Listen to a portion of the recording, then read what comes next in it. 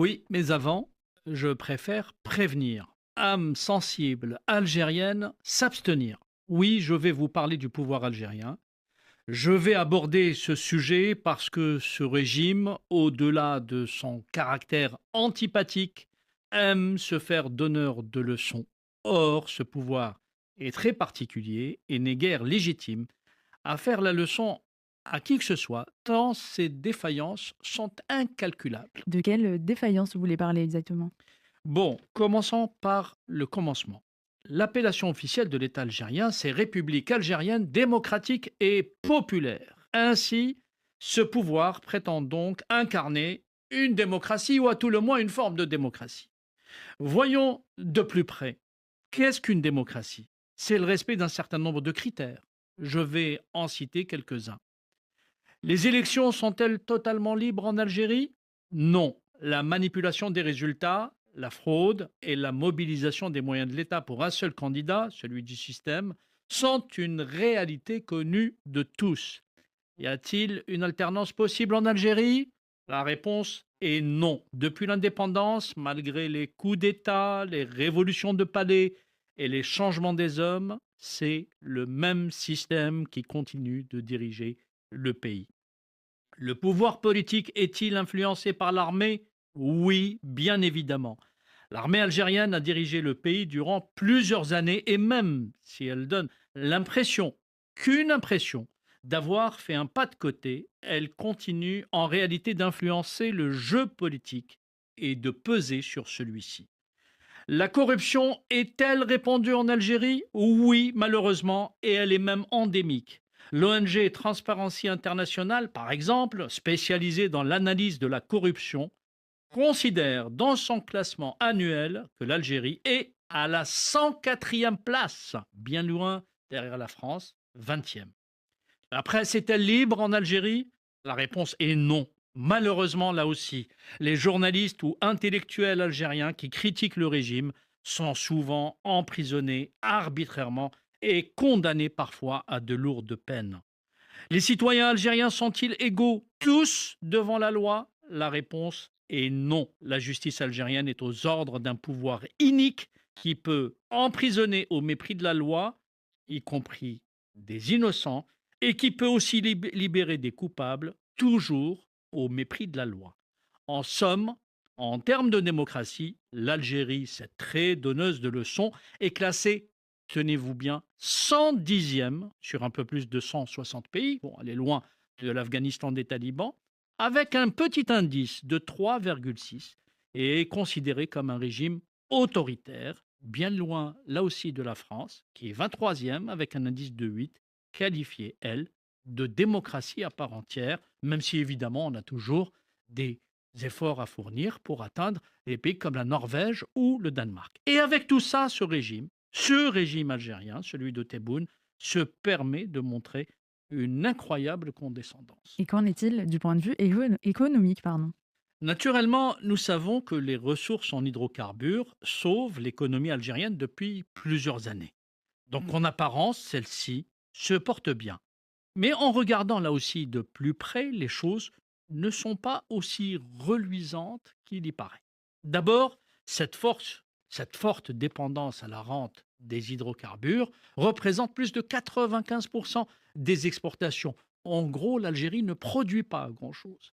Et elle représente en plus de 60% des recettes globales. Ce secteur des hydrocarbures souffre par exemple depuis plusieurs années d'un sous-investissement, ce qui empêche l'Algérie a augmenté sa production. De plus, le taux de chômage, et notamment chez les jeunes, est très élevé, autour de 30%.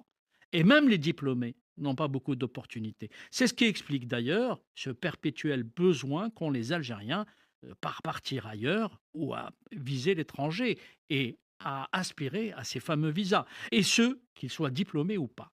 Il faut souligner le mauvais état des infrastructures économiques également mal entretenu en raison, surtout, je l'ai déjà souligné, d'une corruption endémique qui gangrène tous les secteurs d'activité.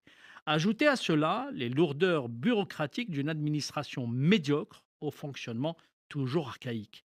Il y a une chose qui marche bien en Algérie, Un discours ultra-nationaliste, creux, et cette façon très puérile de bomber le torse en toutes circonstances. Les Algériens disent qu'ils se considèrent comme des hommes avec un Z, disent-ils, comme pour mieux accentuer cette virilité qu'ils veulent exhiber en toutes circonstances. Le problème avec ce pays, c'est sa mentalité. La roublardise algéroise est désormais une réalité aussi bien dans les cafés de Bab el Oued que dans le palais présidentiel où le très populiste Abdelmadjid Tebboune aime parler comme le petit peuple pour montrer une fausse proximité avec celui-ci. Ce président qu'on connaît finalement assez peu, quel est son parcours?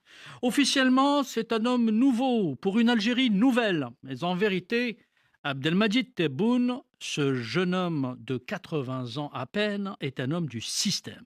Oui, c'est un jeune qui fêtera 80 ans en novembre prochain.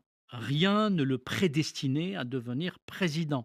Longtemps, il fut méprisé par les caciques du régime qui lui ont fait jouer un rôle subalterne au sein du FLN, longtemps le fameux parti unique. Fonctionnaire entre 1975 et 1983, il a été d'abord secrétaire général en préfecture. Ensuite, à partir de 1983, il sera wali, c'est-à-dire préfet. En 1991, il est nommé une première fois ministre délégué chargé des collectivités locales auprès du ministre de l'Intérieur. C'était du temps du président Chadli Benjedid. Par la suite, après une traversée du désert de quelques années quand même, il est nommé en 1999 au poste de ministre de la Communication, fonction qu'il occupera à peine 6 mois.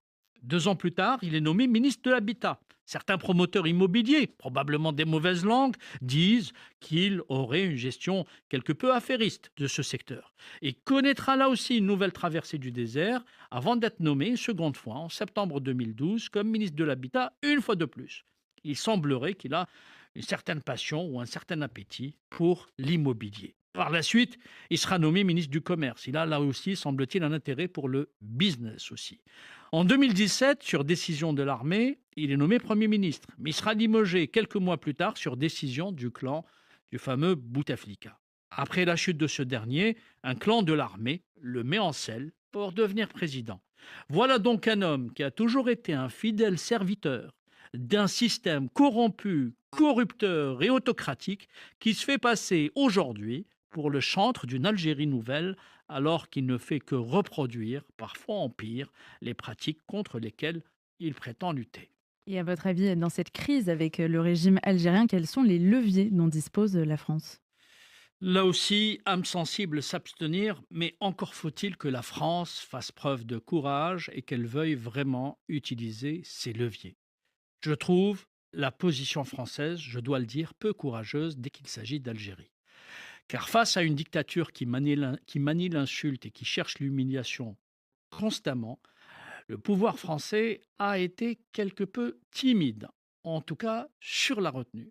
Je vais vous dire les choses clairement, une fois de plus. Je suis démocrate et je suis, comme vous le savez, d'origine algérienne. J'aime beaucoup ce pays, que je n'ai plus revisité depuis 26 ans maintenant. J'ai toujours trouvé anormal la relation malsaine qu'entretient la France officielle avec les dirigeants algériens. C'est une relation malsaine, je le souligne. Que ce soit la droite ou la gauche, mais aussi le centre, tous les partis ont une relation inacceptable avec ce pays, en tout cas méprisante à l'égard de sa population. Que ce soit les déclarations passionnelles, parfois haineuses, de l'extrême droite, que ce soit les déclarations tout aussi passionnelles, souvent mielleuses, de l'extrême gauche, il n'y a jamais eu de relation saine entre la France et l'Algérie. Quand l'opposant algérien Ali Messili est assassiné à Paris en 1987, vous n'étiez pas encore né, Elsa. Il a été assassiné par la sécurité militaire algérienne sur le territoire de la République. Eh bien, figurez-vous que son assassin, arrêté pourtant très vite après ce crime, est renvoyé immédiatement à Alger sur décision au plus haut niveau de l'État français, c'est-à-dire renvoyé chez ses commanditaires. C'est la droite qui était au pouvoir. L'assassin d'Ali Messili n'a jamais été condamné. Quand les islamistes tuaient des démocrates en Algérie durant le début des années 90, et ils avaient curieusement plus de facilité à avoir des visas et à venir en France que ces mêmes démocrates francophones qu'ils assassinaient. C'était la gauche qui était au pouvoir. À chaque fois, le calcul politique. Quand les caciques du régime d'Alger insultaient la France officielle leur permettait de disposer de cartes de séjour pour eux-mêmes ou pour leur famille.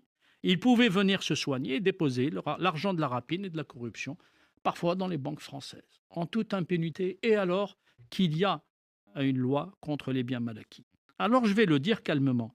Si la France veut se faire respecter, et elle doit se faire respecter, il y a trois attitudes à avoir face aux Algériens. D'abord, engager un rapport de force parce que dans la mentalité de Abdelmadjid Tebboune, on ne respecte pas les faibles. Ensuite, réagir sur deux sujets, la question des biens mal acquis et divulguer les dossiers compromettants dont dispose la France sur la plupart des dirigeants algériens.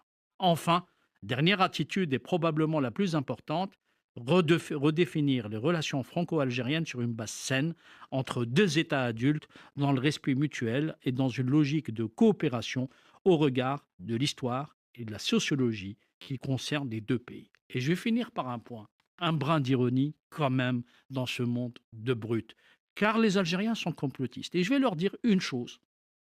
Je tiens à vous avouer que cette chronique a été écrite en vérité par la sioniste Elsa Parienté, ici présente, commandée par mon ami Benjamin Netanyahou, le Premier ministre israélien, et financée par le roi du Maroc, bien sûr, Mohamed VI. Alors, les hommes avec un Z, il vous faut inventer d'autres théories désormais, parce qu'en vérité, votre discours éculé ne tient plus la route. À très bientôt.